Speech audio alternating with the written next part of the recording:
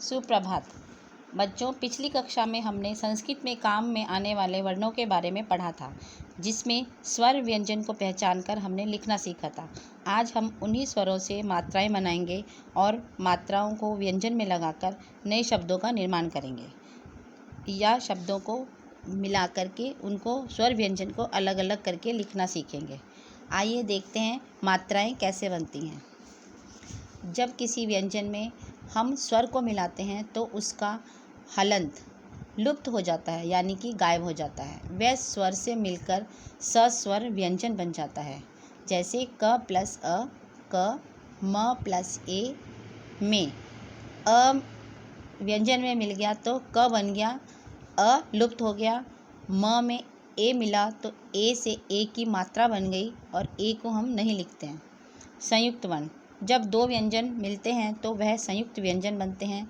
इसमें त प्लस र त्र व्यंजन का है। इसमें अ स्वर को मिलाएंगे तो अ लुप्त होकर त्र में मिल जाएगा और हलंत गायब हो जाएगा। इसी तरह से हम क्ष क्षत्रिय वाला बनाते हैं और ग से ज्ञानी या ज्ञान।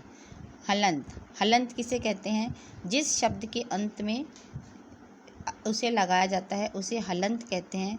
जैसे देवम, म शब्द में हमने हलंत लगाया है और इसका चिन्ह होता है कि हम व्यंजन के नीचे तिरछी लाइन जब लगाते हैं तो यह वर्णों के नीचे लगाई जाती है। वर्ण में हलंत का लोप हो जाता है और इसको हम स्वर में मिलाकर लिखते हैं। इसके बाद है वर्ण संयोजनम। वर्ण संयोजन का मतलब है स्वर और व्यंजन वर्णों को मिलाकर सार्थक शब्द बनाना। किसी भी स्वर और व्यंजन के वर्णों को जोड़कर सार्थक पद या शब्द बनाने की प्रक्रिया को वर्ण संयोग कहते हैं। जैसे आ प्लस क व्यंजन का है, आ प्लस श प्लस अ और उसके आगे ये विसर्ग का चिन्ह है, जिससे हम मिलाएंगे आ का आ लिखा जाएगा, क में आ मिलाएंगे तो का बन जाएगा और श में अह मिलाएंगे तो शह। ये शब्द बन जाएगा आकाशः।